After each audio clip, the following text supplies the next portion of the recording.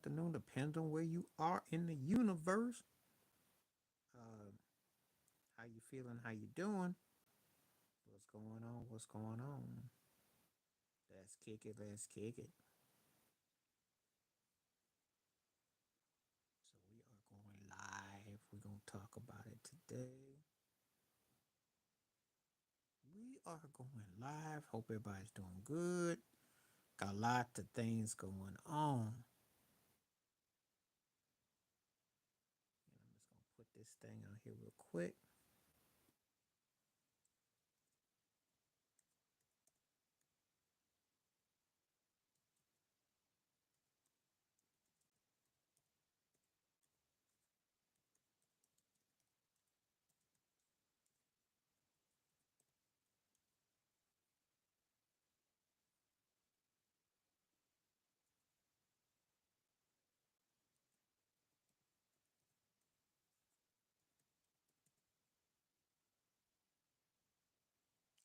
And yeah, I just starting this poll up. I got to working on the video. Been pretty busy today. I got some stuff that I'm working on, so you'll see. I got a video once I'm done with this comes out. I got a video about to drop, but got some stuff going down, so it's a pretty busy day. But anyway, hope everybody doing good though. It's Thursday. Hope everybody feeling good.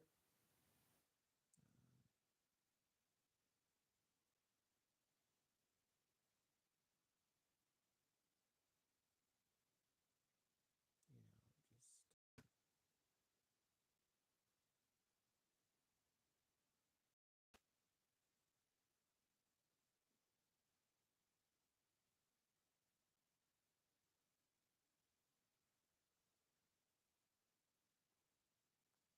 just hope y'all doing well today. It's getting kind of started. I had imagined that some people may be a little bit, it takes a little time. If I understand, I'm on a little bit later than usual. I was watching Wimbledon, so Sabalenka, the number one seeded female, lost to the American one, so I just got to watching the match. I am a Wimbledon fan, Wimbledon head, so and I just got to watching the match. I will be on earlier tomorrow than I was today. So I had a lot of videos I've been working on, nonstop around the clock, trying to get stuff out and about. So got a lot going on. A lot going on. Pretty heavy on rotation. So but it's all good. It's all good. It's all good. It's all good. It's all good. So just wrapping up the video shoots. Got a lot in store. So we shall see what's up. And yeah, July is a pretty happening month. I didn't realize how busy it could get until I started racking up them videos because I got some stuff that I got them doing, but I took it upon myself to knock it out. So we shall see where we are. In the meantime, in between time, just saying what's up, see if anybody wants to come through, see what kind of conversation, and we're just out here starting. But yeah, the Epstein thing is real interesting. Mysteriously, they got nothing. My video will come out tomorrow about it. Cause I got a lot to say about that. It's tied into so much. There's a lot going on with that. It's very compelling. When I think about Epstein, I'm thinking, where's Oliver Stone at? You need somebody that would come out right now and talk about it, be about it. So, where are you at?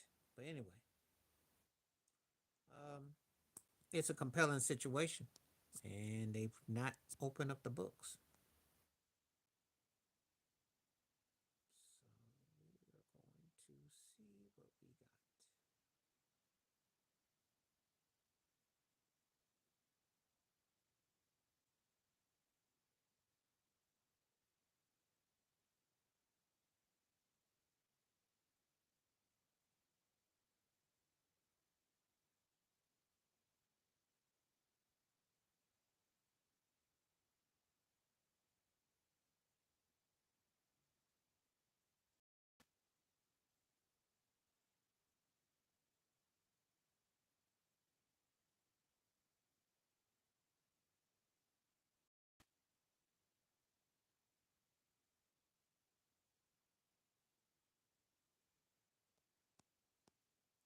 What's happening? How you doing? How you doing? Thank you for coming through.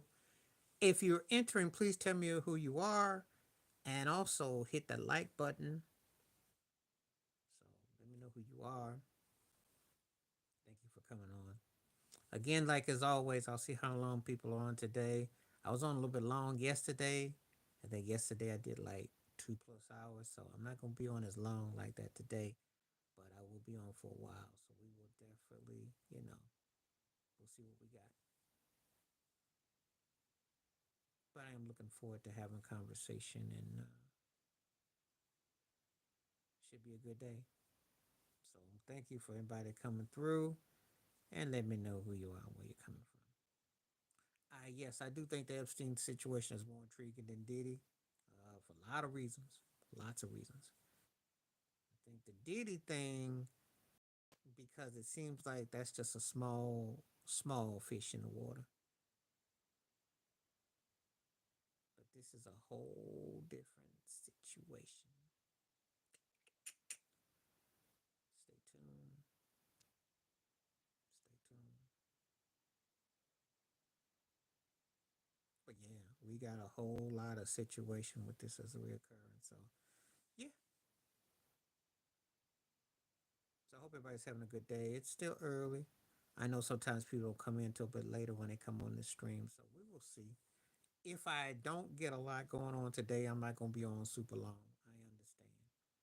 But if I do, then I will continue to come through. So we will see how it all goes. We shall see how it all comes and goes. Um, we are definitely gonna, you know, take it upon to see what we got. So yeah, looking forward to it.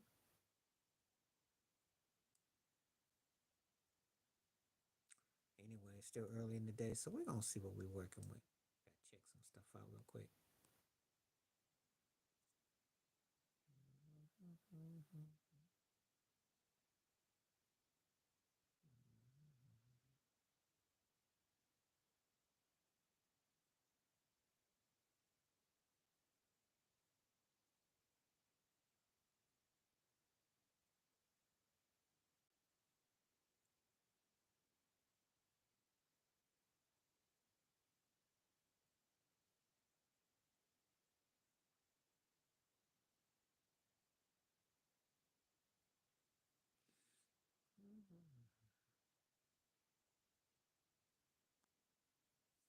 And it's still early today, so we're gonna see what we're working with.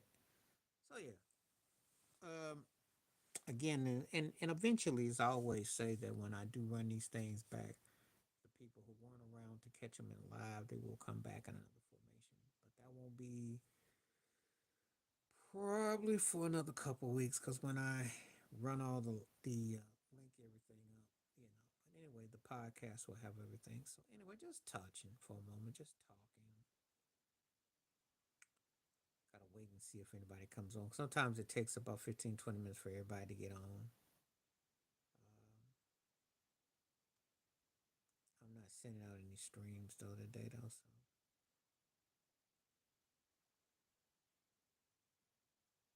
but anyway, I will be back tomorrow. I pretty much will do almost because next week it's just gonna be Wednesday and Friday. Wednesday, Friday, Saturday, probably live streams. I get out next week. This week I happen to have more time, so I thought I would go live and see if anybody want to come through and chit chat. Next week will be more. But anyway, got all the videos all lined up though, so videos are stacked. So if you don't catch me on here live, you got plenty of videos to be.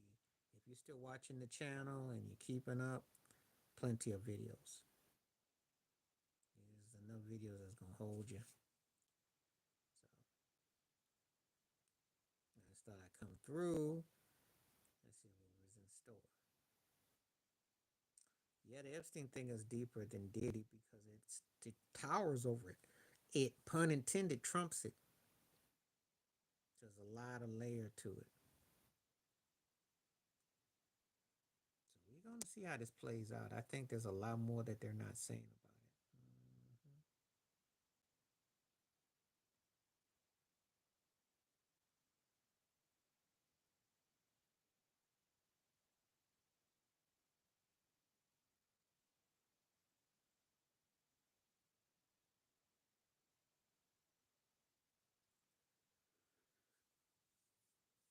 Well, I hope everybody's having a good day so far. I know that I did so many goodness yesterday that so many people came through. So I can imagine that you go through ebbs and flows. And I don't want to overdo it, but I will be on tomorrow. Tomorrow will be, I want to say, tomorrow we'll make like I think five straight. So, but next week I'll only be like two or three. So, and then after that I'll probably about two or three a week. So I'll come through live, see if anybody wants to do some talking, and if they do, cool. If they don't, cool. Because you can always catch the videos if you don't, can't make it. There's the videos to catch, and I got a ton of videos lined up, and I covered a wide range of topics and stuff. Thanks for the like, whoever put it up there, appreciate it. Just gonna wait.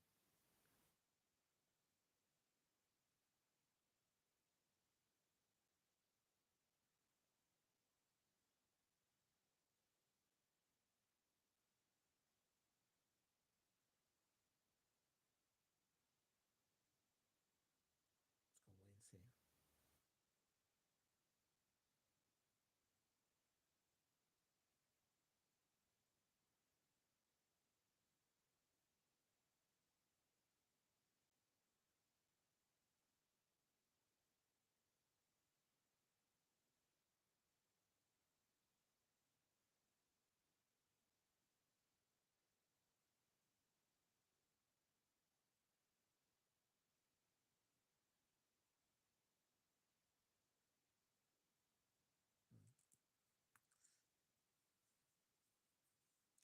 Two likes. Thanks for whoever's putting the likes up. Feel free to come on through. Thank you.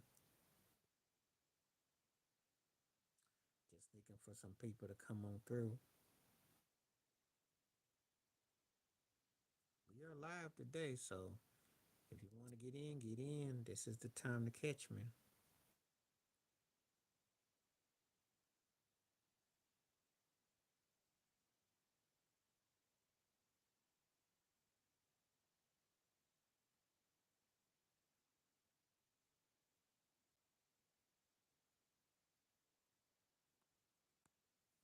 I got a lot going on today, so I will be on.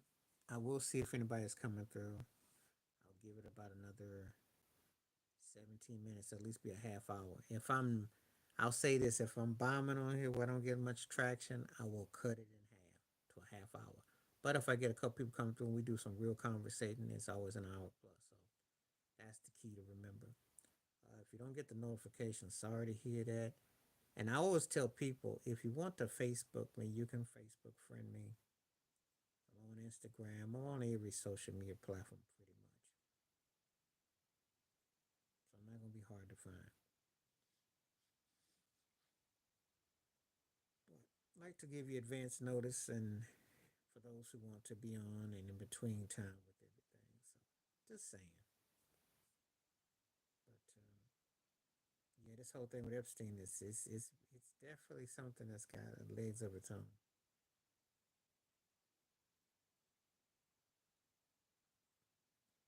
You know, and we're not gonna sit here and say that we know how he rolled. However, there were others involved. So let's keep it 100. Let's keep it 100.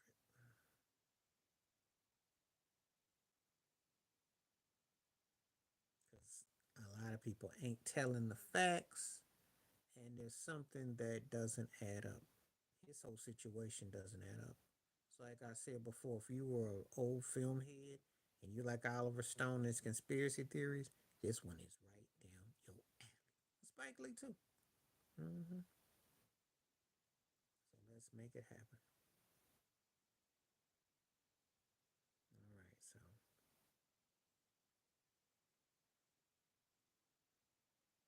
got a pretty good day so far.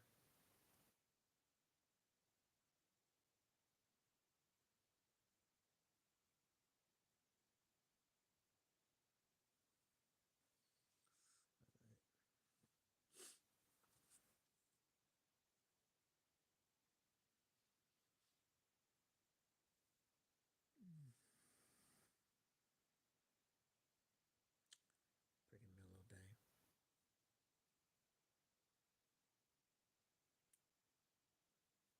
I'm trying to think. Let me do the math. So today, okay, okay.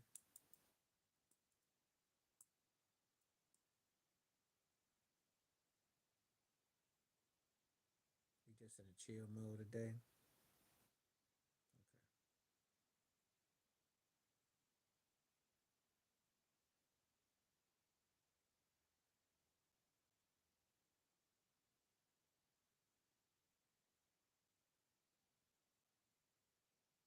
Hmm. We just in the chill mode. We just gonna kind of wait and see what we got. Like I said before, gotta get this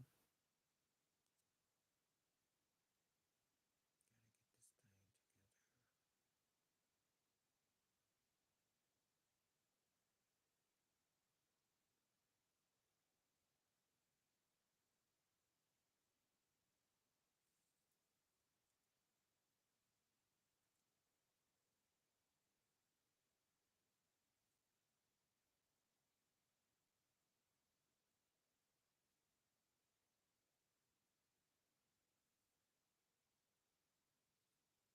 That's gonna be interesting in itself. So I gotta look at that.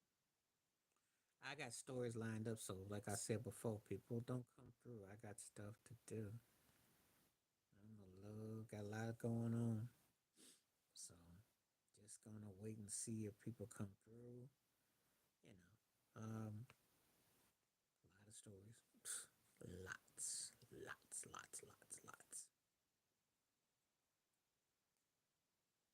That's the interesting thing too, because when you do this, you can go through so many things that you can't imagine at your fingertips.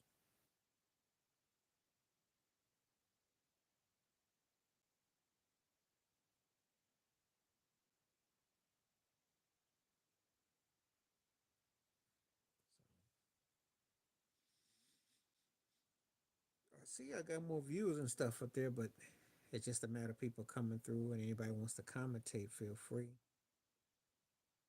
If I sense that you're coming through, let's do it.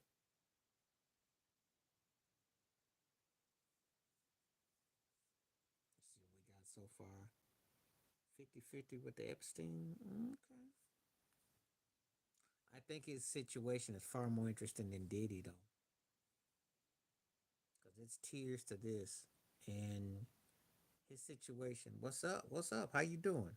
Thank you for coming through, because I know you do talk, so you'll at least give me a half hour to an hour conversation. So thank you. Appreciate you coming through. Feel free to hit the like and hit the poll question, and whatever else you want to do, feel free. I came on a little bit later today. I was watching a tennis match, and I was finishing up some edits on some videos I got. I got some videos cooking. That's all I can say right now. Couple real burners, so we're gonna get into it.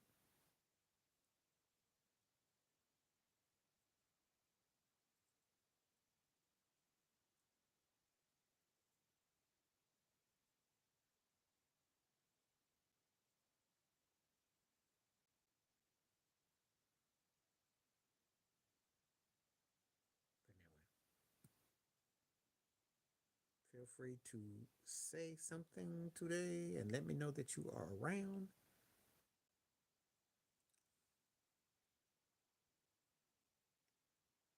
in that order. In college, that's in that order. In that order in college. In the pros, it would have been Webb, Jalen, and then Jawan would have gotten cut. But in college, it's just in that order. In that order. But the pros, Jawan gets cut. Jalen actually turned out to be pretty good. His NBA career actually turned out to be pretty good, and had the Pacers won a chip, he wasn't the main dude like C Webb, but they, he did enough where I was, yeah, I got on later than I did yesterday, and I was because I was watching that Wimbledon match. I didn't. I started about a half hour later, and see people probably doing stuff.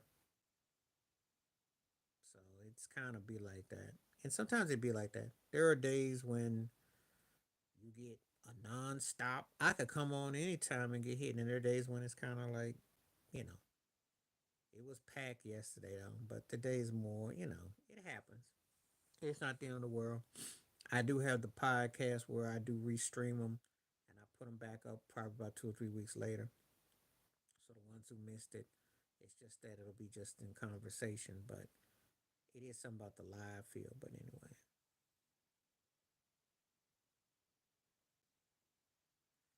I think the problem was is that they just didn't really have the next level in them. I think C Webb was spoiled, and he didn't have the he had great hand. He should have been better than he was, and he didn't quite turn out. Jalen had a good career. Jalen had a good career. Jalen made the most of a 6 man to a star. He did pretty good, except for when Kobe put that 81 on him. But he did pretty good though. Giovanni, man, no. More known for being that one. What's that one episode when he was in Denver and he said, "I ain't soft," but he talked. He had a lot of bite, but his game wasn't really like that. His NBA career wasn't memorable. Yeah, Jimmy King Ray today was, yeah. Well, it was because of the way they were in college, and when they came to the pros, because I don't think, to be honest with you, for the hype of them, be honest with you, that's why, to be honest with you, I never ever talked about it, but UNLV, Duke in the early 90s, Michigan, none of those three great colleges produced great NBA. And like when I think about it, I'm going to do a video about that.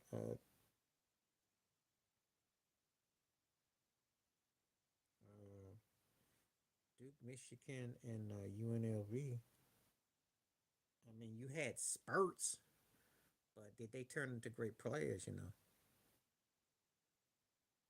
Yeah, Fairfield was my favorite. I'm a Michigan Wolverine fan, but the NBA career didn't really. And to be honest with you, though, Duke didn't either. He had moments. He had moments. It didn't. It was in the good range. It wasn't great. He had moments. He had a moment. He was doing the whole Martin the Big Mamas, all that. It just didn't translate. I liked him, but it didn't blow up like it should have. And of course, Greg Anthony and Stacey Augman. They again, Duke, Michigan, UNLV, as great as they were to watch in college in the '90s, none of it translated to what I would call. I don't even think North Carolina, to be honest with you, to me, I don't. I think that's the reason why high school, uh, the cats that came out in the '90s, I don't think they really. I don't think anybody produced what I call like a must see cat. Cause I mean, you know, I'm just saying, it just didn't seem like it was that memorable to me.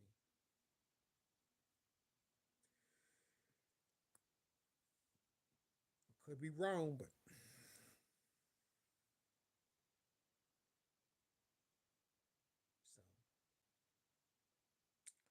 you know,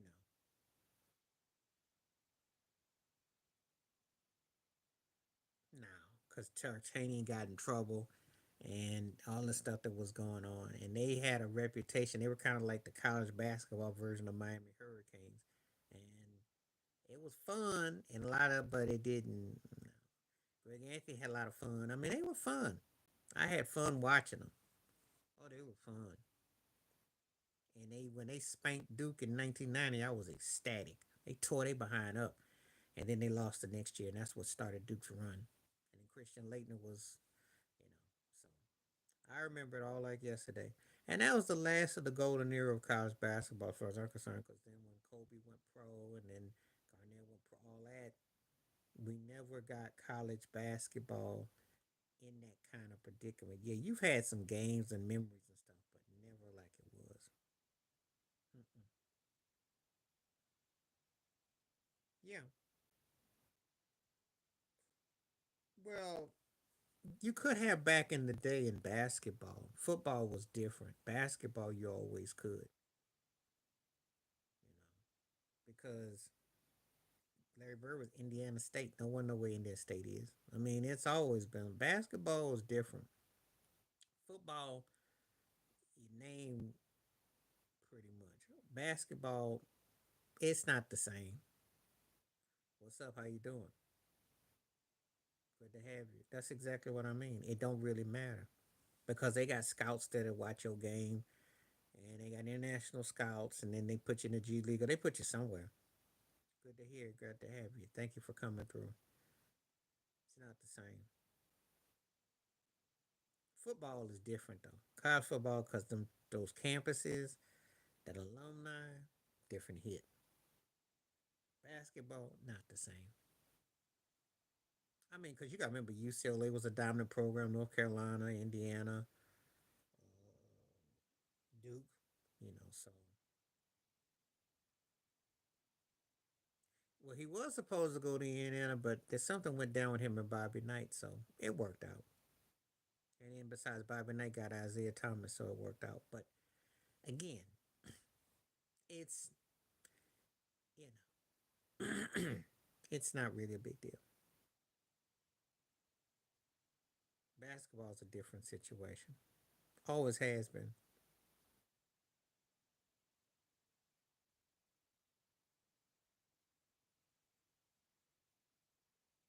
Please hit the like up and feel free to take the poll question too.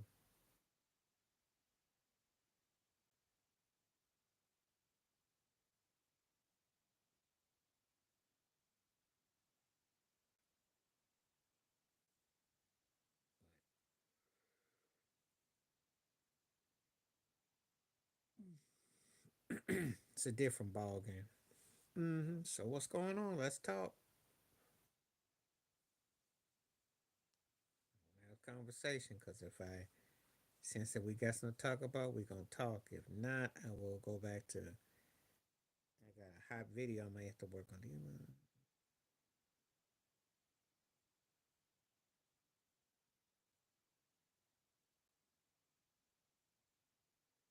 No, I ain't hear about that.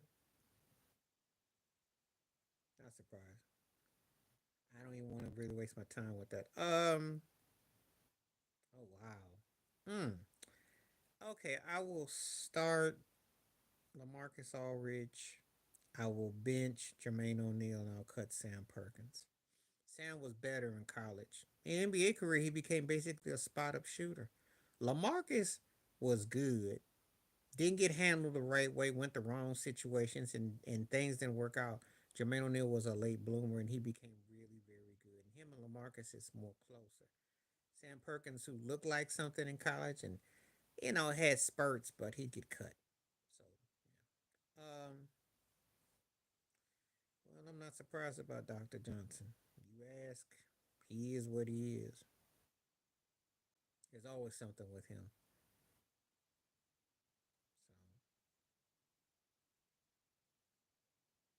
So I am not shocked or surprised.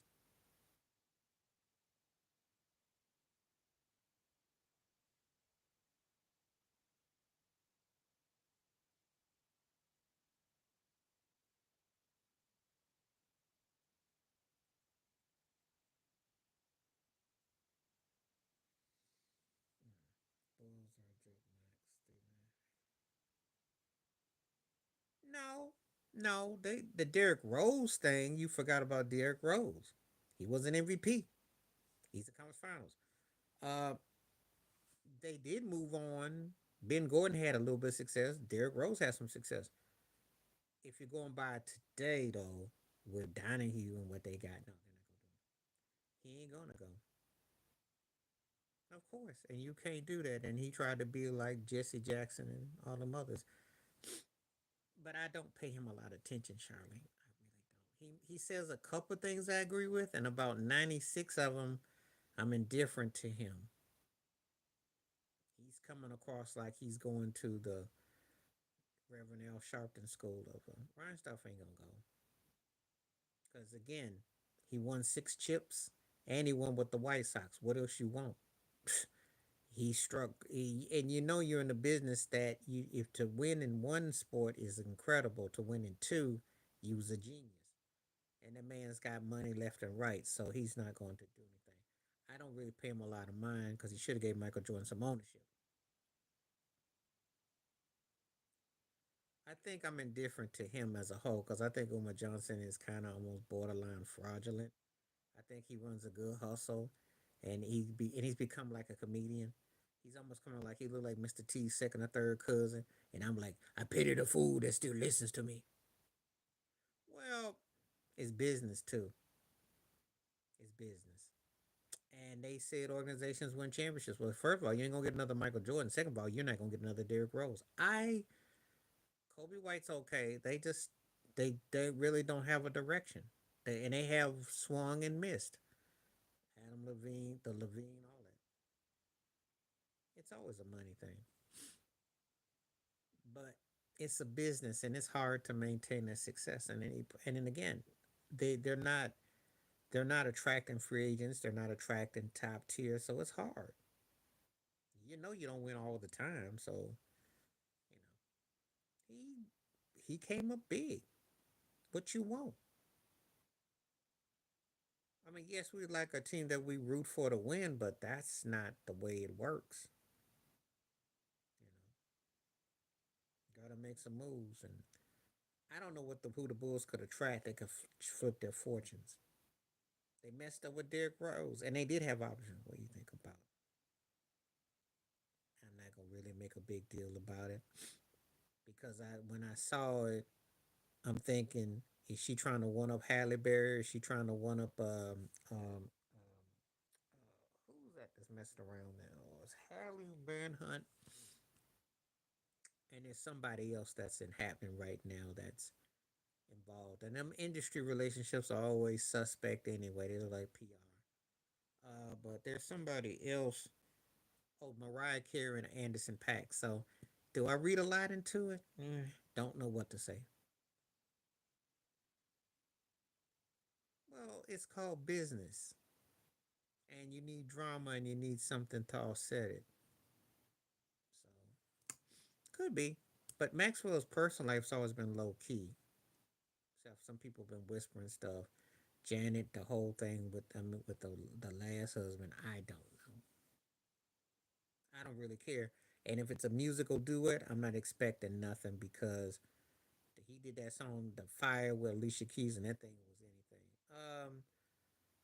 Actors edition. Oh well, shoot. I'm gonna start Chris Tucker, bench Adam Sandler, and Chris Rock because Chris Rock ain't in that argument. Those two other cats got careers as actors. Chris Rock didn't come out with what was it? Longest Yard. That's the only reason why he had a box office hit at the CP3. No one goes to see Chris Rock at the movies. So it's Tucker, because Chris Tucker was bigger than Sandler. Yeah, make no mistake about it. And when a black dude is a $20 million club member for comedian and big and can call his shots, it's Chris Tucker. Sandler second, and then Rock. Sandler probably get more respect because of the kind of roles he take, but Tucker was huge for a moment. For a moment, Chris Rock was never in that argument, so that one is too easy. But I don't. No, the Lakers are doing what they. That's a PR. A lot of it. They trying to unload LeBron. I don't know.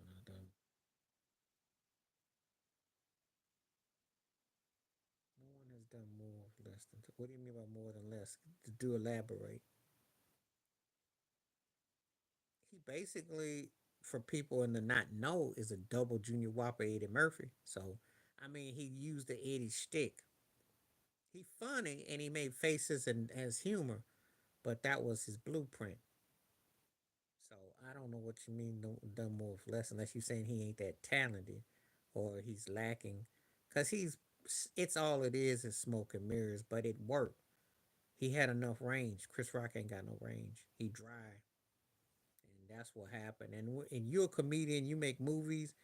and you ain't funny or people don't go rock your movies, then you look like you just a side piece and you really not that good, and it starts to question your legitimacy. Oh, because he got it right. That's what you're supposed to do, and it makes people wonder. To this day, there's still diehards 30 years later who want him to do another Friday. So that's gangster. Oh yeah. Okay, I'll give you that. Because compared to Kevin Hart, who's got a movie every other Thursday, yeah, I'll give you that. And Eddie's got too many now, even though Eddie's legendary. Yeah. And Martin Lawrence keeps kind of the same thing. He had a great run. Yeah, I give you that. We don't put Cat Williams in movies because unless they're hood movies or side piece to the side, he can't carry a movie. So yeah, I'll give you that. Tucker definitely got it right. That's what you're supposed to do. Make them want more. You don't want to be that dude that's got 99 movies and 89 of them we don't remember, and five of them we loved them when we were about 25 years younger. I mean, you don't want that. That's not how you want your career to be. So if you get it right, you hit it right, you'll be all right. You get it right, you hit it right, you'll be all right. So yeah, that's a great quote. Well, that's a good quote that you used. He definitely got the most out of his career. He doesn't have to because if he can do a movie with Will, he'll do Bad Boys Part 88 if it keeps the bills coming. And he's smart with his roles. No, he hit at the right time. He came around in an era where he could hit at the right time. He did stand up, he did TV, he did film. He knocked them all out the box. He was very successful. Had a crossover appeal. He's another one from the Eddie Murphy school. A crossover. And multiple characters and all that. Richard Pryor, so yeah. Oh, it's gonna do another one. It's just that if Chris Tucker did do it, it would do it do buku. It'll do buku, but if Chris Tucker did it, it would make quadruple buku. It's just that Tucker didn't want to do it because Cube is cheap.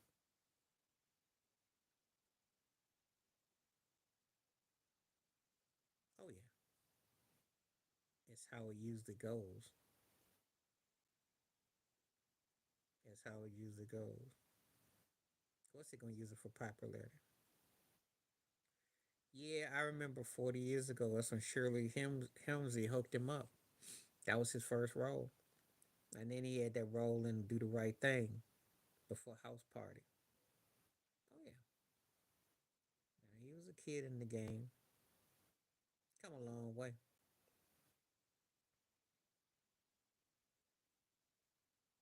I don't know if he's changed much, but he was wild. Martin was wild.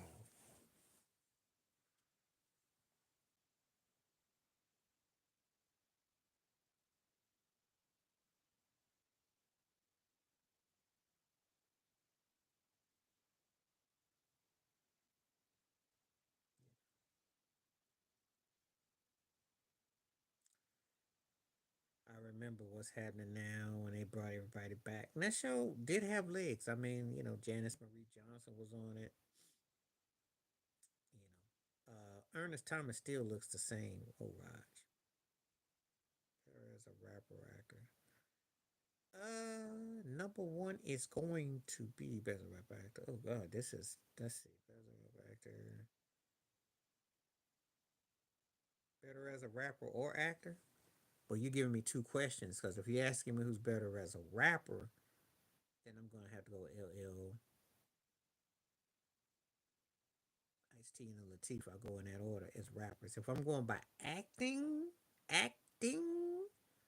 it's gonna be LL Cool J is second, Latifah first, LL second, Ice T gotta go. If we're going by acting, if we're going by acting, it's Latifah, LL, and then Ice T.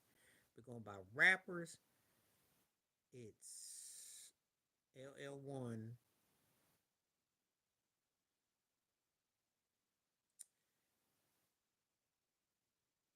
and then I probably would say Ice T got her. He got Latifah beat. And then, yeah. So that's how I would work it. But we're going by acting, it's Latifah, LL, then Ice T. Ice T don't do. Ice T had a chance to do some Ice T had a chance with his acting, and that's a toughie for me because LL and Ice T don't really do much for me as far as acting. I did like Ice T in the old New York Undercover, and I liked him in obviously in New Jack City, but he ain't done much since for me. LL just does a meaty. He just kind of it don't really go nowhere. So, but Latifah got them both beat as far as acting go. But the rapping, LL got them both beat. So, movie wise, no, they were like Master P Theater. Aside from New Jack City, and I saw Looters or whatever that one was. I ain't paid no Ice T movie no mind in ages. You gotta go back to when AOL was in a newspaper. I ain't thought about no Ice T movies. Musically, he was unsung. I will say the early part of his career, 6 in the morning, is still an OG. I'd say up to about 92. Ice T was still you know musically, not but hit and miss. But I'll roll with him musically before I go with the movies. The movies were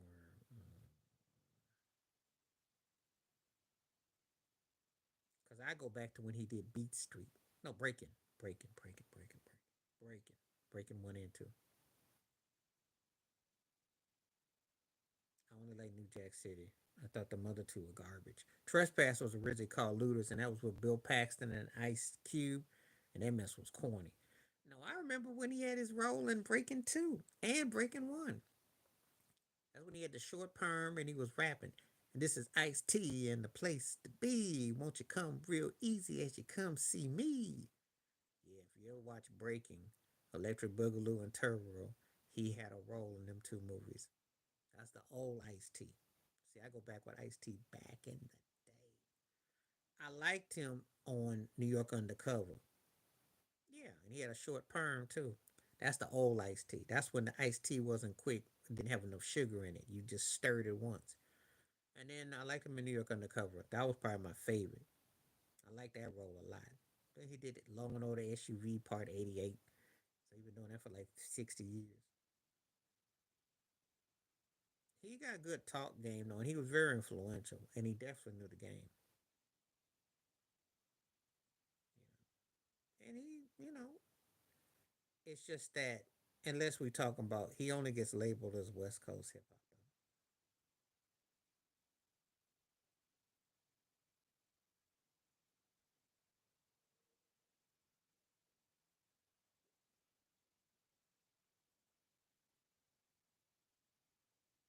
I like Crush Groove because I went to go see it, so it's gonna be second. Beat Street gonna have to get cut. Breaking's gonna always be number one. That was my movie. No, no, Breaking, because Turbo and Boogaloo, those were my dogs. Those were my cats. Nothing stopping. Crush Groove, I went to go see it with a girl a long time ago, and it was funny because I knew cats who loved the Fat Boys and all that. And She Lee was in it, and Run DMC, a New Edition, and Curtis Blow had a greasy curl. But no, no, Breaking's gonna be number one. Breaking's number one. There's no stopping us. That was my cut. Ali and Jerry.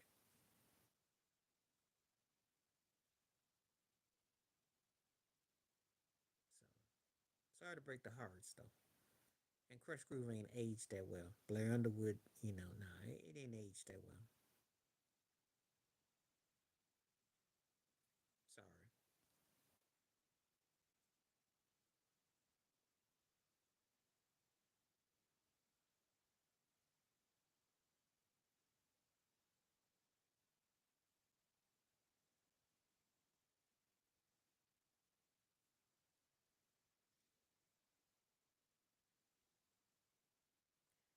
Cause that's how it was back in the day.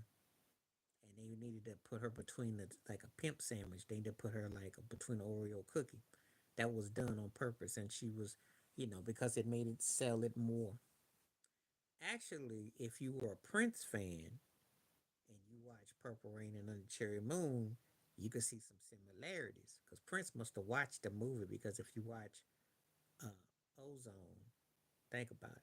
Then you watch Turbo and Cherry Moon, and then the car they had in Breaking Two, it was done like that. It was a certain mannerism. But anyway, yeah, yeah, she was corny, but we don't mind corny. We know what that was going about. They had to do that because those hip hop guys can't sell no movies without having the Caucasian persuasion in between. So we already know how they go. We already know. It's Hollywood, yo. It ain't that much fantasy. Just tell it like it is. But in spite of the corniness, I still dug the film. That's all them films were corny though. I mean, not because they were on a thin budget and they just wanted you to pop lock on the side of the road, and there wasn't a lot of storyline. You had a greasy jerry curl and a cardboard and some parachute pants or some tight pants, and you could. And that's all it was. And then you put a catchy beat. It wasn't gonna be a lot of love interest, and it was, but it was gonna be kind of light.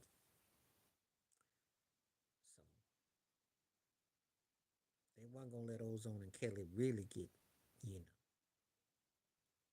just saying. Hate to break people's hearts, but that's how it is out there in Hollywood, especially then.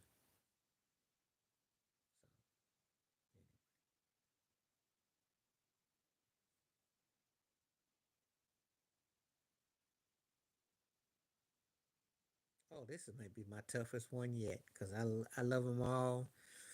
Ooh, this is the toughest one. Ooh, you got me on this one. Oh man. I gotta start Rob De Niro.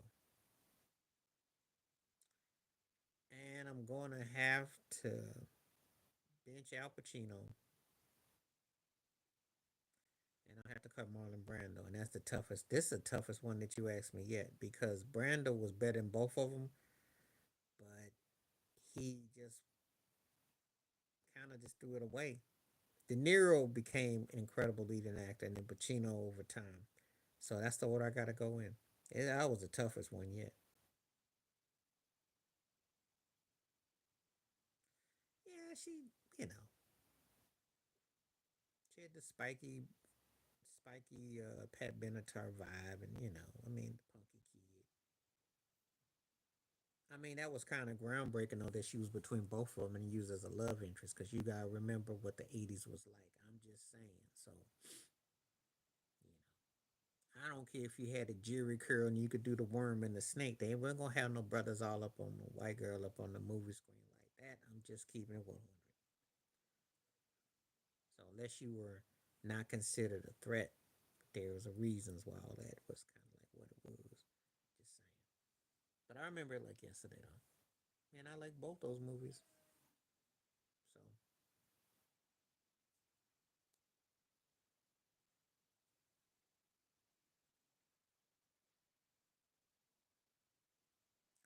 you have to have patience and understanding. It's an incredible movie. I love them. I watched them many times. The last time was on a plane ride. Love the movies. One and two are classics. The Godfather one and two is like asking me about Off the Wall and Thriller. That's how I look at them. The third one, but it was okay. But the first two are classics. And that first one had, I mean, James Caan was incredible in that role. Sonny was the hot head that you miss you wanted. So that's all I'm gonna say about that. First two were just amazing. Al Pacino was great. De Niro, Marlon was cool. He was good. And then of course Robert Duvall. I liked how he held his role. Well, I liked all those too. Well, Goodfellas I liked a lot. Bronx Tale grew on me. Casino I liked the acting, but I didn't like the movie. Let me explain. The narrative part was cool, but James Woods and Sharon Stone to me stole that movie. I was hit and miss with mobsters, and Heat was decent. I thought Heat was decent, but Goodfellas wins for me. We cool now. I love me Carlito's Way. I think it's underrated. Brian De Palma did a good job. In fact, that's the last time John Leguizamo had a moment where he was happening between that and the 2 Wong Fu, and then he just kind of, I don't know what happened. I think Carlito's Way doesn't get enough love. I even saw Carlito's Return, which had Diddy and then the dude that's the had Mario Van Peebles and had the dude Hernandez that's on the reboot of Magnum PI. You have to be really desperate, but I liked it for what it was. Torre is a clown, overrated, corny, and he jumps on anything. He's like what I consider a homogenized journalist. He been around since the '90s. He used to write for Rolling Stone. He'd write reviews. I didn't really get nothing out of him. I thought he was a cornball. He reminded me of Farnsworth Bentley. Yeah, Farnsworth, the one who used to hold the umbrella for Diddy. That's what he reminded me of. Well, that's Hollywood, yo. So, but Wesley Snipes scared me as a woman. That was scary. That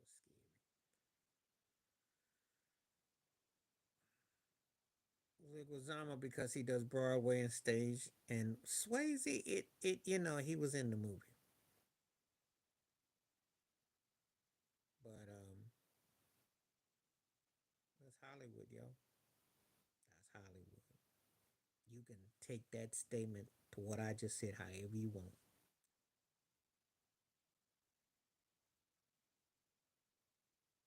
Wesley back then was happening though.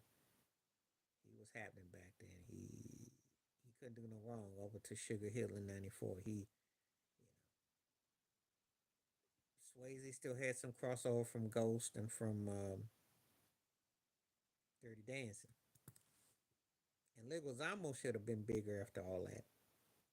So it was interesting. All three of their careers at the time. No, I don't think much of Torre though. Torre don't do much for me. I think he's a homogenized journalist. And I did like Carlito's Way. I watched it a few months ago.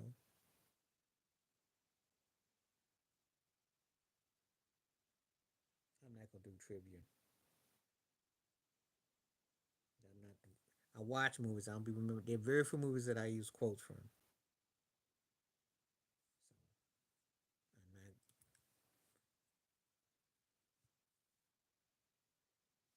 My favorite. My last quote that I liked in the movie is, "Today, baby boy, you got served. You got served." And that's from "You Got Served." That's one of my favorite quotes.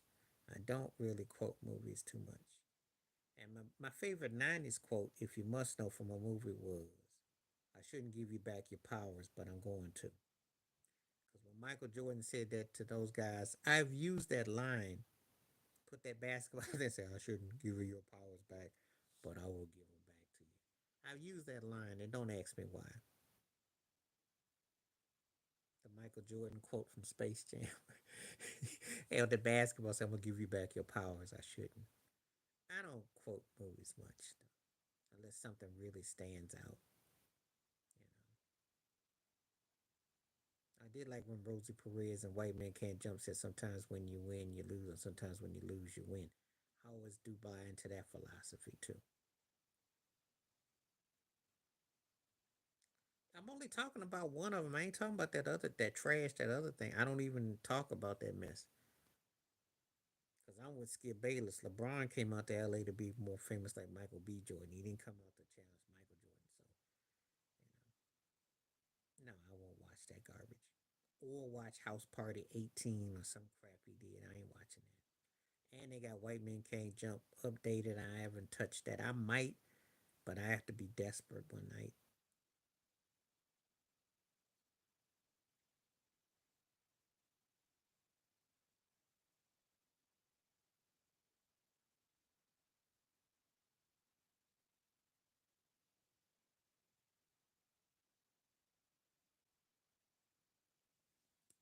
So that's how I feel.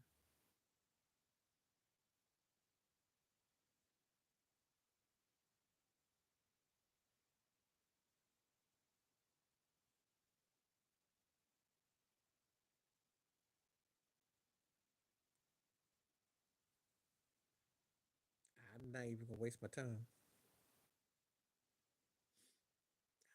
I don't want because I stopped watching House Party after the second one. When they brought Immature in, that was a wrap. Bernie Mac. So I stopped after the. I watched parts of the third one. That's been a long time. Uh, I go one step further. I think he's a better player, but that's just me. I'm not big on LeBron. LeBron gets annoying. The longer he plays, the worse it is. I don't really, I know he wants to try to be a multimedia conglomerate, and he's just going about things the wrong way. So that's how I feel about him.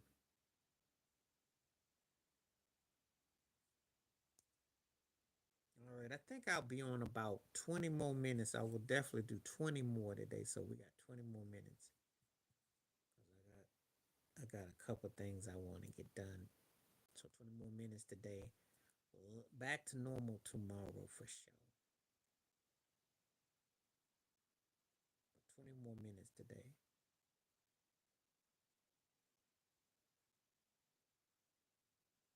Well, I like the Chucky Booker part when they were in the lobby and he did that piano, that jazz riff on the piano, but it was corny. The granny was hilarious though, watching the movies in the room. That was funny. Immature in TLC, and then Michael Collier playing the Suge Knight role of the Rucker Man.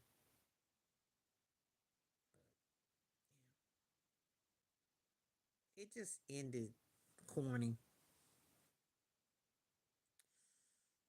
because Diddy got money, he got video, and the thing about it is that they tried to use the R. Kelly logic to get Diddy, and it backfired. Oh, they're gonna still get him for a little something, but they're not gonna get him for a lot. R. Kelly ain't got no money, and the industry pulled the whole thing and used everything against him. Yeah, well, like I said before, that's all it was about. But hey, Immature had money behind him. And when Chris Stokes put that loot,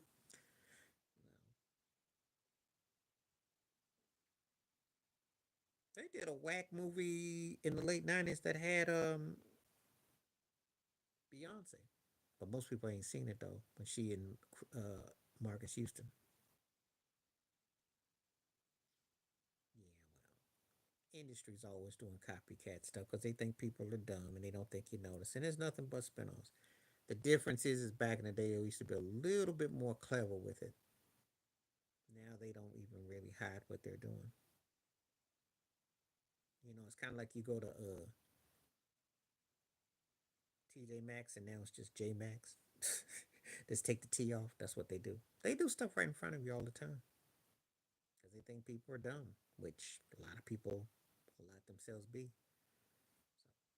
But Diddy had the money, and he also had the ability to defend himself. R. Kelly ain't got no money, and the industry wanted him done.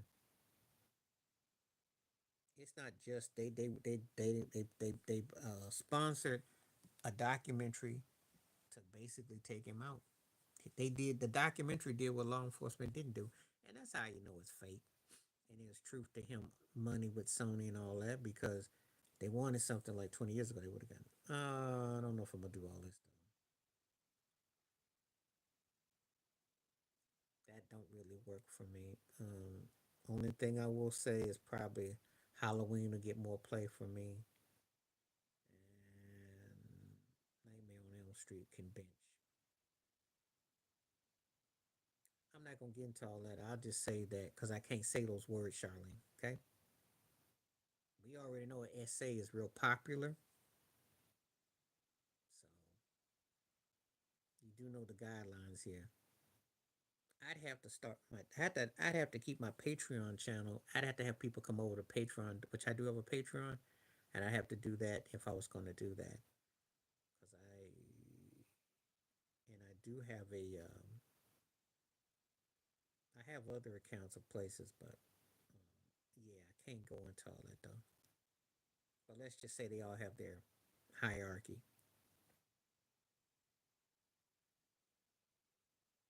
There's some that are more extreme than others, and I'll just leave it at that.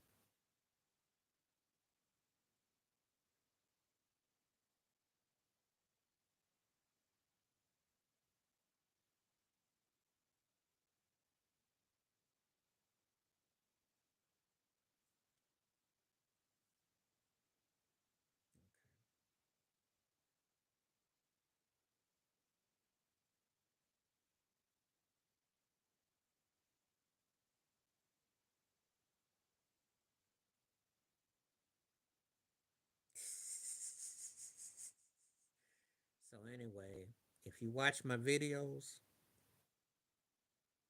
it'll be in about the start of August. I got two. Well, I do about the AFC and the NFC. So watch my videos. That's all I got to say about my upcoming NFL season. I already got the videos in the can, so you have to watch my videos. Well, Shanahan. No. How you doing? How you doing? Uh, Schottenheimer should have you more offensive focus. If Dak don't get hurt, I got to see what your running game looks like. I got to see how y'all play against legit teams. I think Philadelphia and Washington are better than you. So if you are the third best team in the NFC East, chances are you won't make the playoffs, or you'll be a low wild card. Yeah. If you become a member of my channel, you get access to them. And people who make donations and subscribes, as I always say, people who donate, make regular subscriptions, become members, then you get more access. Yeah, if you, I don't want to sound like a PR announcement, but I will. I'll say this right here. If you donate, subscribe to my channel, whatever topic that you are strongly about, and you want me to really go in, I'll make straight videos just at your request. Because financially, yes, you donate in regular and you become a certified member, I will do those. So if you want 10 videos about the Dallas Cowboys, I'll give you 8 of them. And 2 of them I have to hibernate. I can make videos like that about them. The Eagles are easy to, if they don't self implode, they easily run the division. But Washington will be formidable. You better hope Washington was a fluke last year, because if Washington is legit and Philly comes back hungry, you don't stand a chance. So that's pretty much my grim report to you. At least you get to pounce on the Giants. You better pounce on that, because if you don't pounce on them, you suck. Because Jameson Winston, Russell Wilson, and DeVito is their quarterbacks. Do I need to say anything else? That's the straight lottery. That's straight garbage. So you better pounce on them turkeys. If the Vikings, Lions, and Packers are all legit, you're in trouble, because that's 3 teams, and we'll see what Chicago's like. So again, it ain't looking good for you, because I didn't mention at least 5 teams that's got you beat, and then somebody got to come out the South, so that's 6, and then out the West, I'm gonna snore on them. I'm gonna snore on them. Pickens should do good if Dak is healthy and they get the routes right. The Giants ain't gonna do nothing. They got 3 of the worst quarterbacks you can imagine. Come on now. Caleb Williams is good, but again, that tip ball last year against Washington was the end of their fate. That was that touchdown, that stupidity, that dude talking trash, and that was the end of their season right there. So if they don't do anything stupid, we'll see. But I don't know. It's the Bears we're talking about.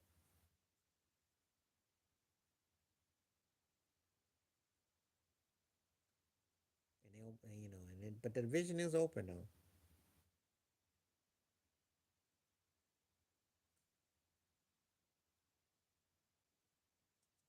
I got 11 more minutes before I go.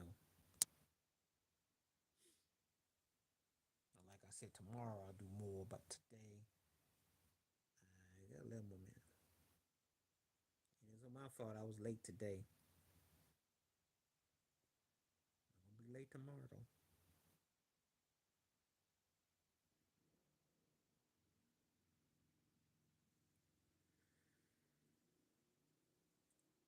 Cashapp got a nice arm. It's just that I just don't trust the Bears. That's all. I just don't trust the Bears. So we'll see.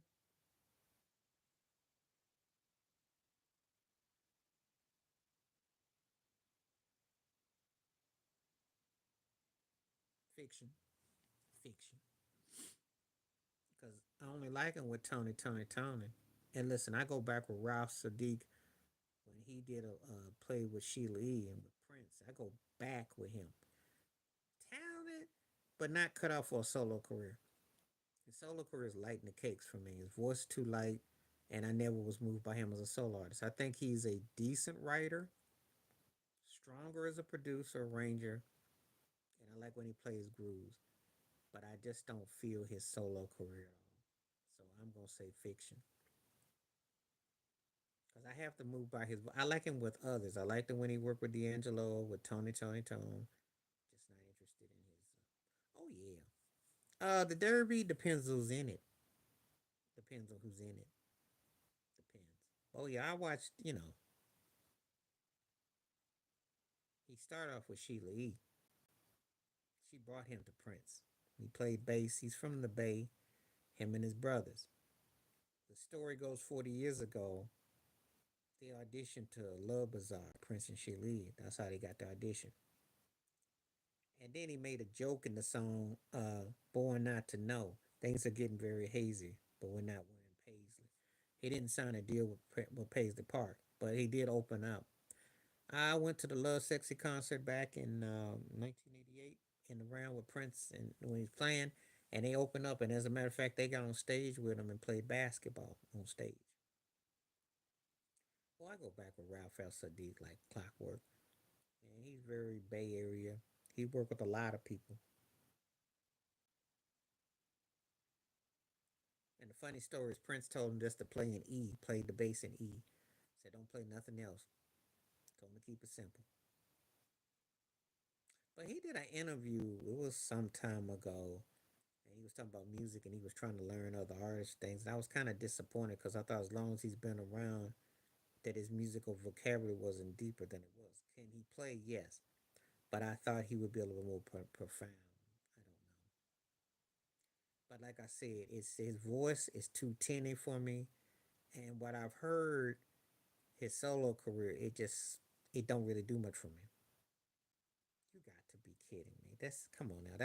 Come on now. That's comical. Charlie Wilson, the rest of them you can keep. I mean, okay, Charlie first and Usher second, and Jimmy's got to go. If you're talking about musical talent, Jimmy can't touch Charlie Wilson. Stop. Jimmy is a good impersonator, but his solo career ain't that memorable. It's the all around things that he done, but it ain't see Charlie Wilson blow him out the water right now. Usher is a better showman. Jimmy gotta go. You just did that to be funny though, because you can't be serious. Some of them things that you mentioned, you can't be serious with. There's no way in the world. Anybody would tell you that's a certain age. Charlie Wilson runs circles around both them turkeys put together on their best day. But Usher gets to stay because he can actually perform and sing on stage. No, he can't out sing no Charlie Wilson. You on double crack. Charlie Wilson was singing funk music with the Gap Band. When did Jimmy Fox ever have a song like "Yearning for Your Love" and "Outstanding"? When? He impersonates. If Jamie Foxx had that kind of music skills, he would never act again. If Jamie Foxx was that good musically, Ray would have solidified him as opposed to being an impersonator. He ain't done nothing since Ray that's been that memorable that has taken over. Whereas Charlie Wilson made one of the greatest comebacks ever in music. You don't know about the Gap Band. You need to go listen. Before you say names, do your homework, do your due diligence, and listen before you put stuff out there. So one thing I don't like is when people don't do their homework. And I don't like this about the internet generation of cats who throw stuff out there and don't know because you should be understanding them. Well, I already darn near know. It ain't up for discussion. Usher can perform on stage. He's probably the best showman of his generation. And he can sing. Jimmy Fox is a guy who mimics all that. And he's entertaining, but he ain't, yeah. I remember Jimmy Fox's first album. That thing went glad bag. That came out back in '94. He had a New Jack Swing record. No one bought that mess.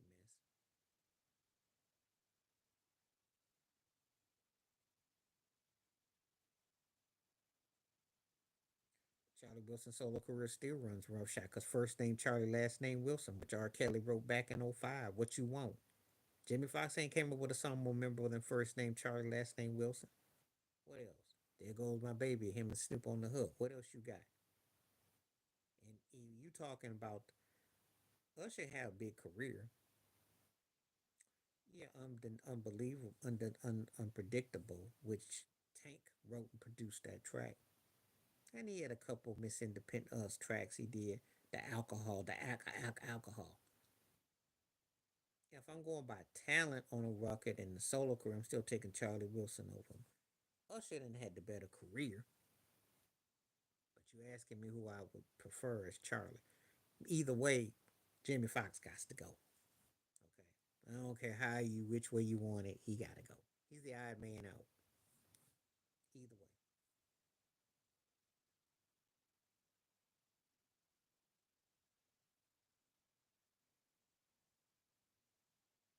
Look, I watched him do the Ray Charles thing, and I thought he was great, but he never got no further musically.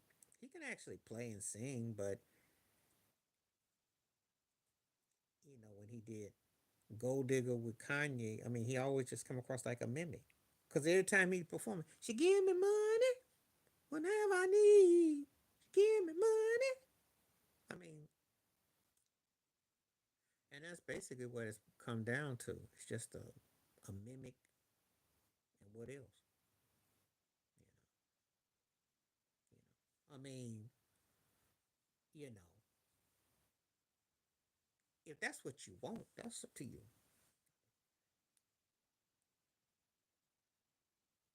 Yeah, I listened to the last record that came up before the Super Bowl, and it had a couple okay cuts on it. But Here I Stand was probably the last song he did that I liked. Had real drum. But Usher's problem is that he's musical and he's got some soul, but he don't know how to use it. Usher's like hair gel that you put in your head and it's got shine, but he ain't get it all through all the kernels. So it's just dry in spots, and that's how I feel about him. That's why he's seen as a TV broke Michael Jackson. He never got out of the you know strong entertainer though. He can rock a stage. I like the roller skate. I like the stuff he do, but he just missing that thing. It's like he's got a lot of good, but there's like he was a good singer, but he had no personality. You talking about the Chris Rock's looking son, the cat that looked like Chris Rock without with braids? Like, yeah, that's only unless you talking about Mario Winans. If you talking about Winans, or you talking about Mario that was like I looked at the yeah, looked like baby Chris Rock, baby Chris Rock. Yeah. Oh yeah, we know all about them turkeys. And his career just good voice, but that's it. And he was boring and bland. Dime a dozen.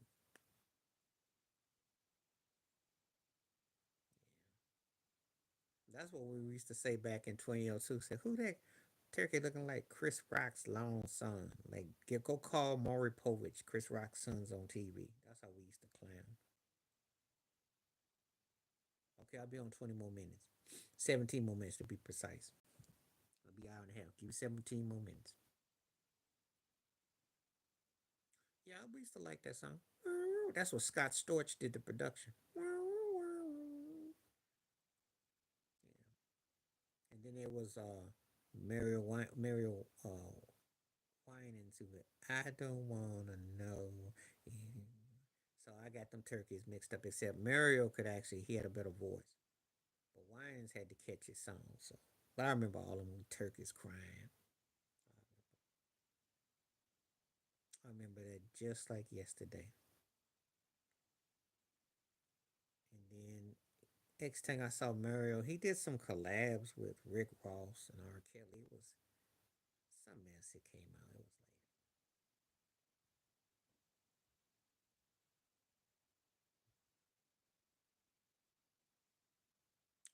you need it more in hip hop because it's a beat generated. R&B, you need a hook, a groove. It requires a different thing. Production in R&B means different things than does in hip hop. Hip hop is not supposed to be sophisticated, but if you don't come with a certain sound, you get no play. Whereas in R&B, you can kind of manipulate it. So it's a different situation. Back in the day, I would have said more for the R&B, but producers don't produce like that R&B no more.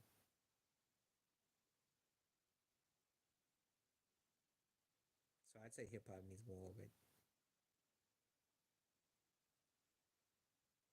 Because if you're distinctive enough, that's what they want. That's not how it works. That's not how it works. And how many great rappers and lyricists do you know that you can say that about?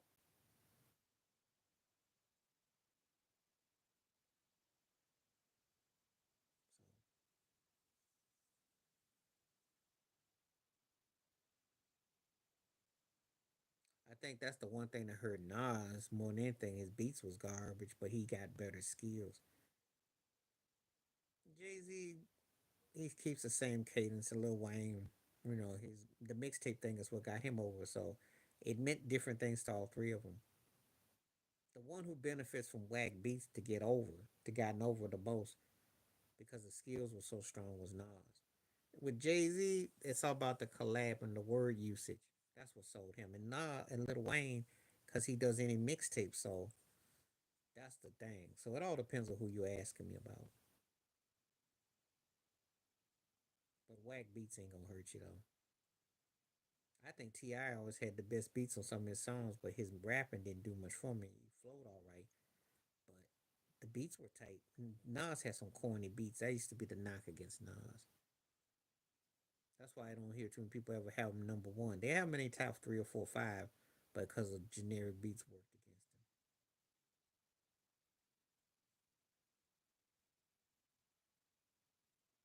So it all depends on. 75% saying Epstein more intriguing than Diddy. I appreciate the poll. Thank you. Appreciate the ones taking the poll. So I'll be on for 13 more minutes today. It's an hour and a half today. Longer tomorrow, but today I'm gonna cut it short. And like I said,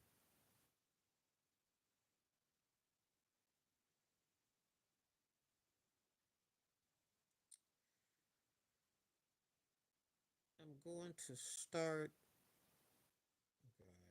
God,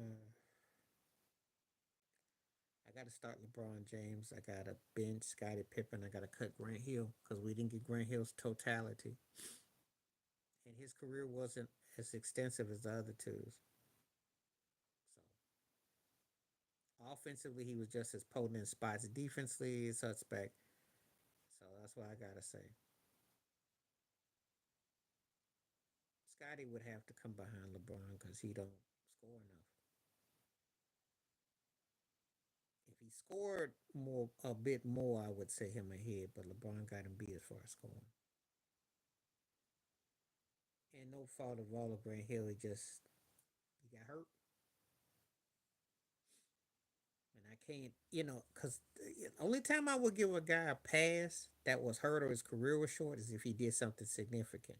So, like if you said Terrell Davis, I'd have to give that a counter because he did. Grant Hill never really had that kind of. He played really well in Phoenix. He had spurts in Orlando, but he was hurt. Detroit, he was hit and miss. So I have to grade on court and stuff.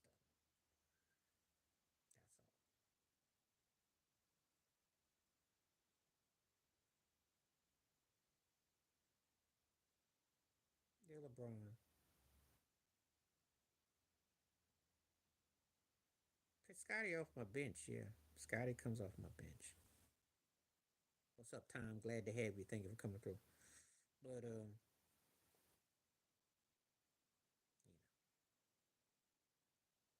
that was an interesting list though.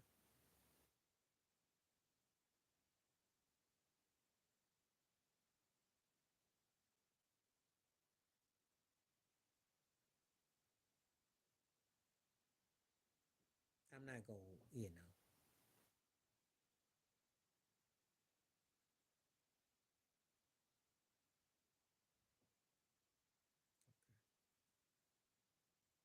80% saying yes.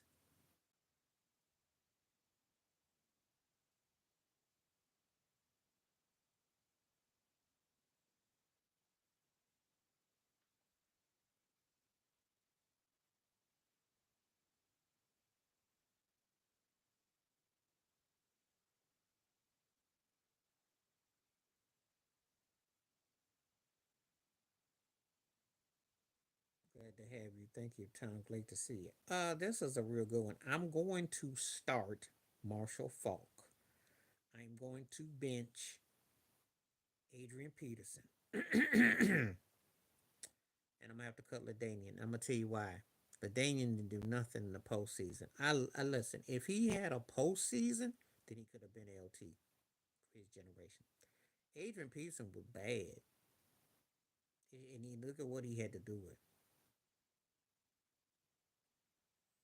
No, it was no coincidence. They wanted him to be quiet. He knew too much, and I think Trump is covering his behind, and they're covering politicians, uh, Prince Andrew in England. They're counting actors, entertainers. Epstein had some deep files on people. If Oliver Stone was to make a conspiracy movie right now, Epstein and Spike Lee's a co-director, it could be very big. I think that there is a reason. There's a lot more to what's going on with that, deeper than people can imagine.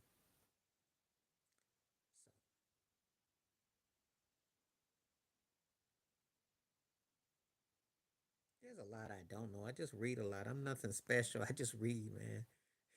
I appreciate your words, but no, I just read. You read, you engage yourself in conversation, you challenge your mind, and you want to grasp knowledge. That's all. It's just like opening up a book, you know, and then you allow yourself to infiltrate the things of the world. You study. That's all. There's a lot of stuff I'm learning. It's just that when we come to people and places and it's this culture, you find it's a small world after all. You find that there is 6 degrees of this. They old Kevin Bacon logic of 6 degrees of separation. It's real, and you come to find out there's a lot of people appreciate it. But no, it's just that again, musically, I wasn't limited. I didn't grow up. We had radio. Well, I appreciate the warm. Y'all making a brother feel deep, but appreciate you though. No, radio was different when I came along. Um, you know, I mean, it wasn't nothing for me to know the Police and know Rick James. It wasn't nothing for me to know Michael Jackson and Kenny Rogers.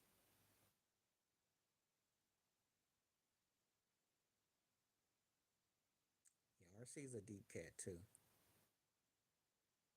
Oh yeah, Bad Brains, all that. And see, cause I grew up on the East Coast, and when Black Rock Coalition was popular, and cause I remember the Bus Boys, okay, Eddie Murphy's old band, and you always had something brewing, and so there were acts that didn't get their love, like Kid Creole and the Coconuts, who I still follow, August Darnell on Instagram.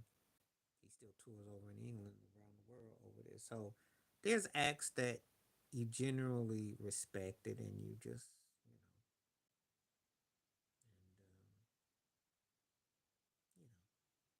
and blood.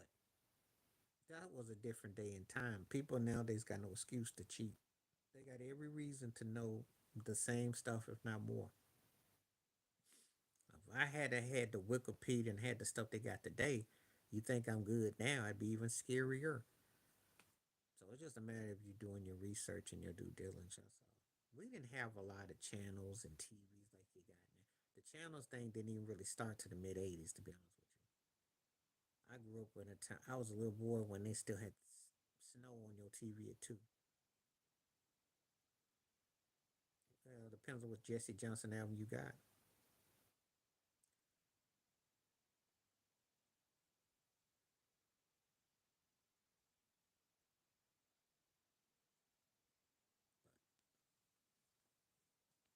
I mean, I like the first one probably the best, and probably his hits after that. The rest were hit and miss. He had this unplugged New Jack, unreleased New Jack Swing record, which didn't really have much on there for me. And I did like his rock record was pretty good, the one that came out in '96. Who's a student of Prince the utmost?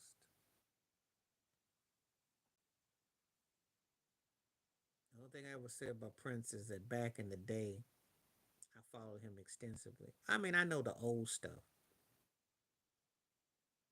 you know. Depends on what we get asked about where he's concerned.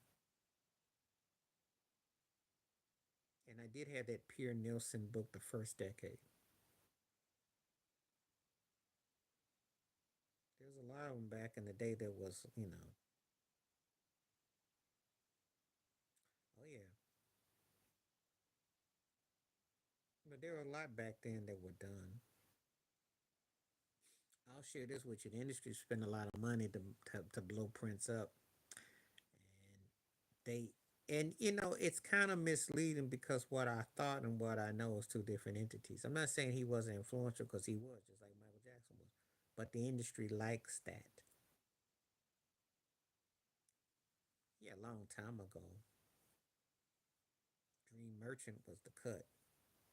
GQ back in the day, and well, they weren't clones. They were roommates. They were boys. And Andre was his right hand man. Yeah, Bloodstone, all that. GQ got Billy Stewart. They took all Billy Stewart songs. Andre Simone and Prince grew up together, and Andre's mother, Bernadette Anderson, took Prince in as a 12-year-old boy, lived at the house, and they played, and you know, and they come to find out their daddies were. I'm gonna do it again. Oh yeah, Delphonics, all that. Anybody who I didn't sub to, tell me where you are, and I will sub to your thing.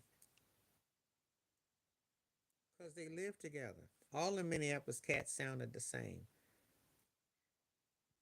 They had that sound. And Prince and Andre could play each other. Um, as a matter of fact, Andre had a hand in writing some stuff on Prince's records. Um, I think I told the story before. You Andre wrote "Do Me Baby," and they did session works. And his sister Linda used to play keyboards in Prince's the band early. They did all that. And there were things that they did. Andre didn't really make a big fuss about it though, but he didn't have no money though. Prince had the money. Originally, Prince and Andre were going to wanted to have something like the Brothers Johnson, but they pushed Prince's solo career. That's a whole nother story. Of course, they did that rock album, The Rebels, in '79. Prince, Andre, and Dez. And I think Fink and Lisa on it, but I know that that was the bulk of it. It's gonna be a black rock concept. Yeah, Midnight Star had cuts. The Calloway brothers. They still around too.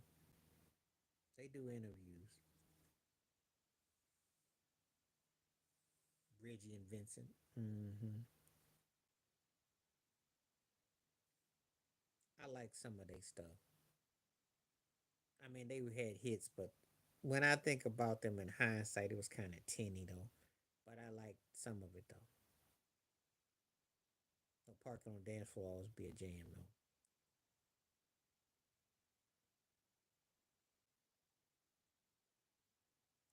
Yeah, well, the first album.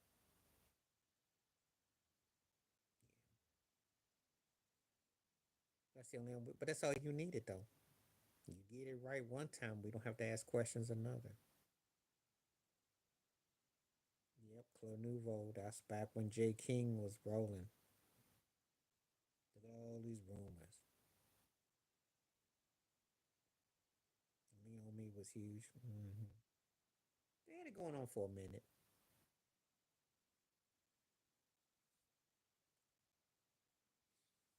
Okay, I got about 3 more minutes. 3 more minutes.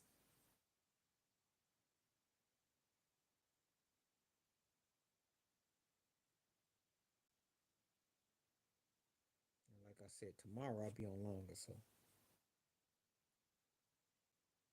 two different types of songs. That's not even a fair comparison because the melody in Crowded House was like the tone was like a throwback to the '60s. So it's the vocals. Come on, Feel the Noise got us hyped up though. So I probably say Come on, Feel the Noise. Even that's a remake. But Don't Dream It's Over. I listen to more though. Yeah, when they were signed to Perspective Ruckus, Jeremy Lewis. I like that. Sounds of Blackness also did background vocals for Prince. Started on the Batman soundtrack. There's like a 50 piece of them. They've been around for a long time. I like that too.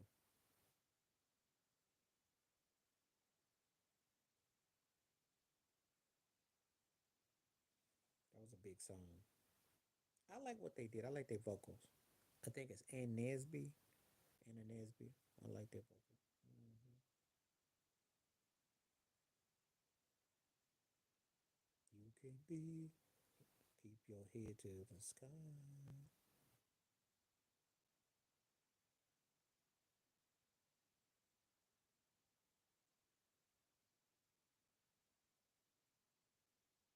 Oh yeah,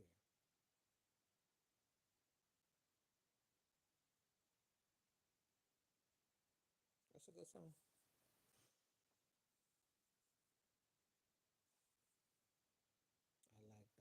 I like the. There's another song I like too. I bought a couple of their tapes.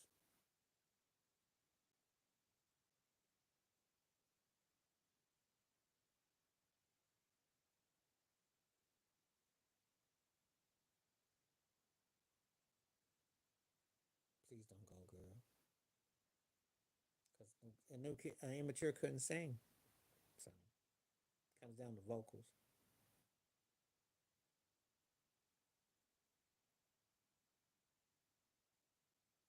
I'm sorry, okay. The Marcus Houston them crying just didn't do nothing for me.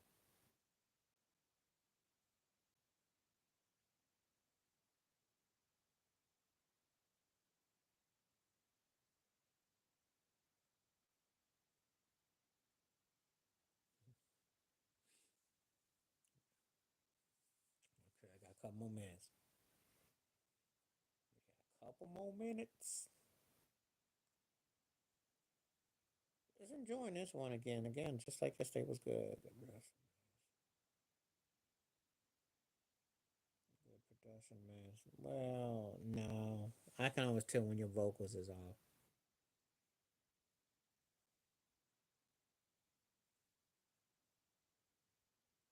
No, what the story was, Maurice Starr said that I'm gonna go get 5 white guys, and he couldn't make no money because he couldn't really do nothing with no audition. He couldn't own the name, and he couldn't do nothing with them. And of course, you know, if you get 5 white guys sounding black and you got R&B bass grooves and they got any steps, yeah, yeah,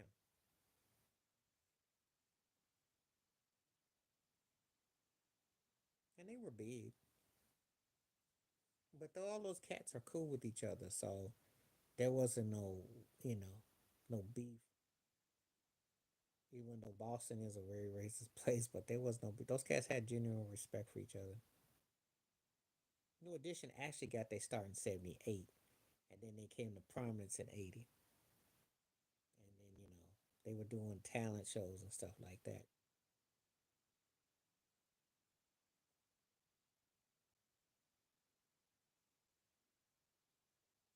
Yeah, but the sad part about them is that Wahlberg is the one that had the street edge. He had the personality. He was the bad guy, the only one that had personality, and he didn't really have much talent. That's the sad part. See, because if your lead singer and your cat don't do it, then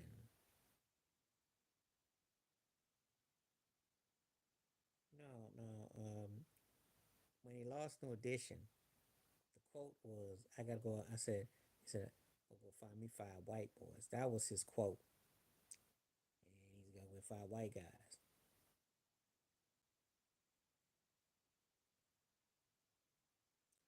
You know, but that's a no brainer though.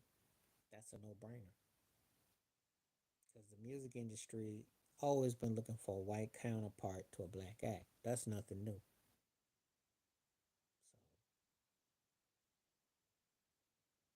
So that wasn't so ingenious. That's all.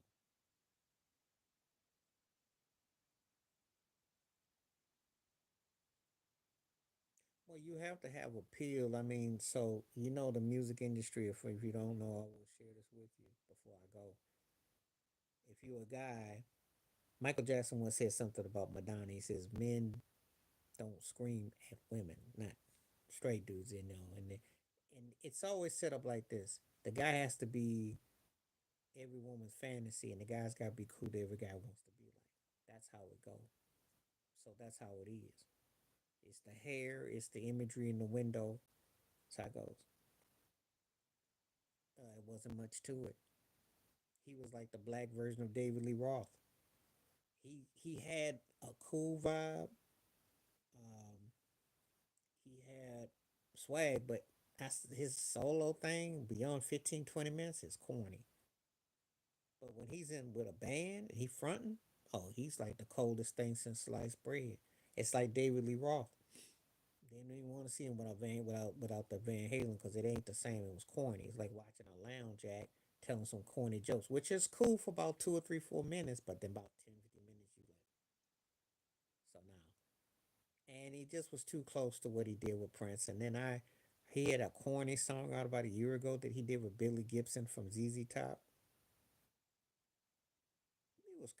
He had charisma, but I'm gonna tell you a story if you don't know. Him and Prince worked on that whole stick, so that was part him and part Prince.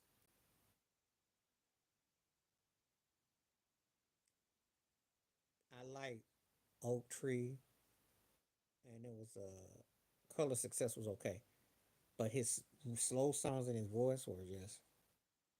I like this one song called "Are You Ready" because I like the sax in it. He tried New Jack Swing, that mess was garbage. Yeah, if he don't have that shtick that him and Prince did, yeah, that's what the time stuff.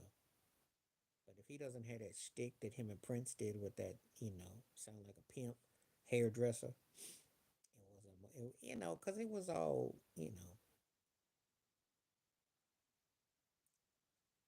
not gonna really, because his voice is tint, it's kind of light. Talented dude, and he's got, he has charisma and he can play, but vocally he wasn't that deep. But again, it was that image that was sold. Prince and him sold an image. They sold a pimp image, and that's what got him over. And he could play, but he had a style.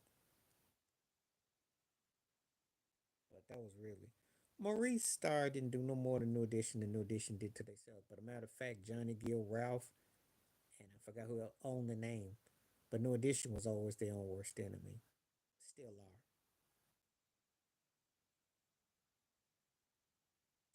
Yeah, but Alexander O'Neal wasn't gonna play Prince's games, and he came in asking for money, and he wanted. And Prince was cheap. You can love Prince to the high waters. Prince was cheap. Alexander O'Neal knew he was gonna get fired. That's why he went to Prince said, "Give me a Cadillac, give me some sausages, give me a maid." Because he knew he wasn't gonna get it. He did that on purpose because he played because he knew Prince wasn't. That's what he did. And he said that's what was up. And they trolled each other, but that's what's up. Morris didn't want to be no singer. Prince pushed it on him, and I just used that as because they had a meeting for breakfast, and Alexander O'Neal had. I heard the atmosphere. Prince Mara Alexander O'Neal had a line of stuff he wanted Prince to give him, and Prince was cheap. Prince wasn't gonna do that, so they knew it was gonna end badly. But that's why Alexander O'Neal was like that with Prince, because he knew that hey, I got to get something out of this, because Prince gonna pay me in a Cadillac and some pay him in a Cadillac and some sausage links and a perm juice. Prince won't give him no money. That's why Prince. That's the a bunch of people love Prince. The one knock against him, he was a cheapskate, and he was funny about them credits too. So you know, there was a lot of situations with him. He was funny about that money. He could be cold on your butt. So I know what Alexander O'Neal was trying to do. He knew he was gonna get nothing out of him, but it was funny when I read the story about what he asked him because I just made it up with this. But he probably did. He said, "Hey, won't you give me two of them sexes over there? And I want a Cadillac, and I want some upholstery." Prince was like, so. But that's how he had to talk.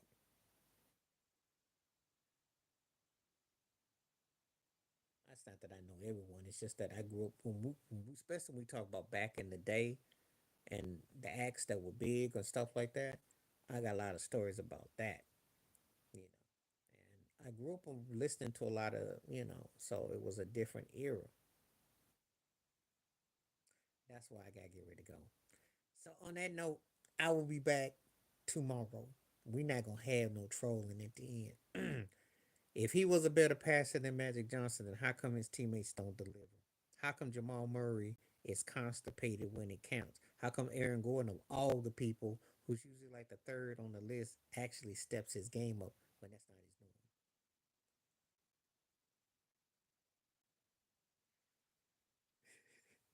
Because Prince wasn't gonna give him no publishing. Uh, Prince wasn't gonna give him no publishing. Prince wanted them cats. Prince wanted them cats to be thankful, and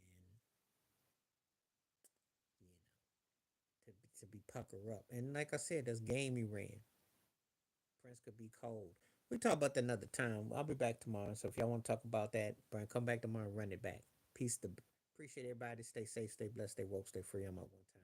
And Magic runs circles around Nokia.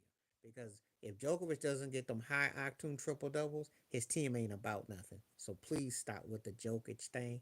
I might do a video about Jokic being he's not better than Magic Johnson in anything. Because if he was, he'd have two, three rings right now. And he's come up short the last 2 years. If you wear his body down, there ain't much to him.